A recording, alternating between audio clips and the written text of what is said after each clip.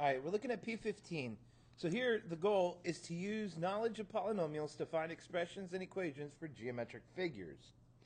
Now, the geometric figures that we're going to be looking at are going to be very basic, just triangles, quadrilaterals, four-sided figures like squares and rectangles, and then three-dimensional figures as well. So one thing I want to do is I'm going to go over some formulas and how to use those formulas.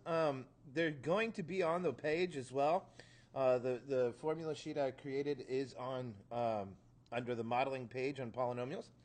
So let's take a look at some of these formulas, and then let's see how we could use polynomials to find those expressions. So, okay, the first couple of formulas we're going to look at are perimeter. So, perimeter. The big idea is total distance around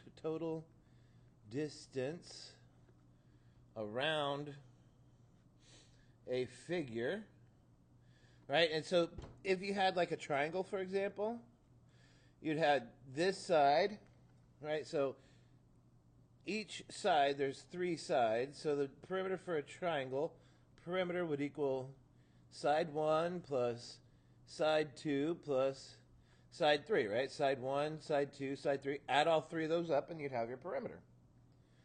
If we had a rectangle or a square, then that would just simply be four sides, right? 1, 2, 3, 4 sides. So side 1 plus side 2 plus side 3 plus side 4, right, would be our perimeter. Right? No big deal. No big deal. The next thing we're going to look at is area. So let's take a look at area. And area is usually just, I don't know, like the surface of whatever you're looking at, but there are no real surfaces in figures. So let's just take a look at some of these formulas. The first one we're going to look at is a triangle. So if I take a look, this side here would be called the base, and the height is a line that's perpendicular to the base. And so the area of a triangle, the area is equal to 1/2 times the base times the height. So 1/2 base times height. That's going to get us the triangle. And now the easier of the bunch is the rectangle. If we have a rectangle, we call this length and width. And the area is length times width. Really not that difficult. Not that difficult. And finally, the last thing we're going to take a look at is volume. That's not how loud a shape is, not how loud the figure is. It's how much can it hold on the insides. So we need three dimensions here. Now I'm going to try and draw this. I am not an artist by any stretch, but let's see what we can come up with. A nice little rectangular solid there. All right, so we would have length. This line right here is the width, and then finally this line right here would be the height. All right, so length, width, and height. And so volume is equal to length times width times height. And those are the formulas. All right, so now that we kind of have a look at the formulas, and again, the formulas are on the on the Google Doc where you got to the video, so it shouldn't be too terribly difficult to use these. Let's take a look at some examples to see how this is all going to work out, okay? All right. First one, it says write an expression for the perimeter. All right, so remember perimeter, and what are we dealing with here? This is a triangle. All right, so the perimeter of a triangle is side 1 plus side 2 plus side 3. So here, my perimeter is equal to side 1 plus side 2 plus side 3. And 1, 2, 3, the order doesn't really matter.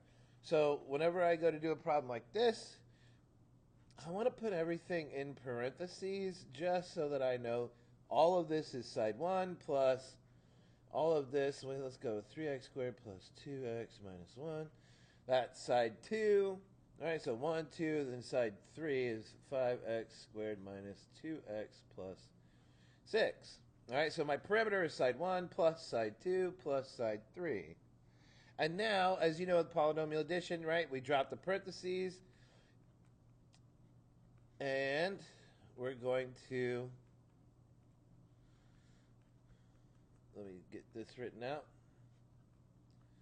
Now we're just going to combine our like terms, right? Starting with the largest exponent. All right, I have an x squared. So 1 plus 3 plus 5 is 9x squareds. And I'm going to cross these off so I'm not looking at them anymore. Now I look for my x's. I have a 2x and a negative 2x. Well, positive 2x and negative 2x goes to 0. So I'm done with those. And then negative 7 minus 1 is negative 8 plus 6. So negative 8 plus 6 is negative 2. So my parameter for this is 9x squared minus 2. 9x squared minus 2. And again, that one was for perimeter. All right, let's take a look at something for area. All right, so now we're looking at the area of a rectangle. And again, the area for the rectangle, the area is equal to length times width. So my area here, here's my length, is going to be 3x plus 5 times, I can put my dot there, but I don't need to because it's multiplication. Length times width. Right? Length times width.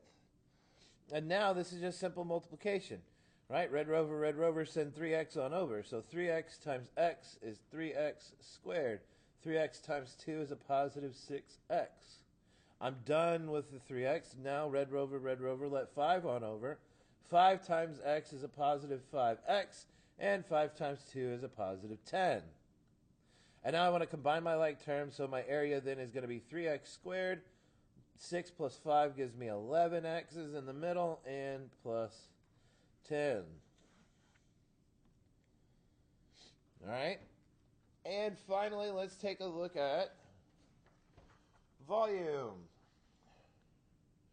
All right, so as we saw on our formula sheet, the volume is equal to length times width times height. Length times width times height. Well, here we have length and width, and here's the height. So my volume is going to be x minus 4 times x times 2x plus 4. Now, I don't like the way this is arranged because of that x right there. I like him to be in the front. So I'm going to rearrange this before I do my multiplication. So I'm going to put my x out front. Here you are, x. And then x minus 4 and 2x plus 4. Right? When you multiply, like 3 times 2 is the same thing as 2 times 3, right? Order doesn't matter. I can switch everything around when it comes to multiplication. All right, now I'm going to multiply these guys first and then distribute him last. So I'm going to multiply these two guys first. So my volume is equal to x times. Now, x times 2x is 2x squared. X times 4 is a positive 4x. Now I'm going to send the negative 4 over. Negative 4 times 2x is a negative 8x. And negative 4 times a positive 4 is a negative 16. Notice I'm using my brackets because I have to simplify in here. Now my volume is equal to x times, and now we simplify, combine our like terms. 2x squared minus 4x minus 16. Oh, excuse me, those are parentheses. And lastly, I'm going to distribute the x. So my final volume is going to be x times 2x squared is 2x to the third. X times a negative 4x is negative 4x squared. And x times negative 16 is negative 16x. And that is all she wrote.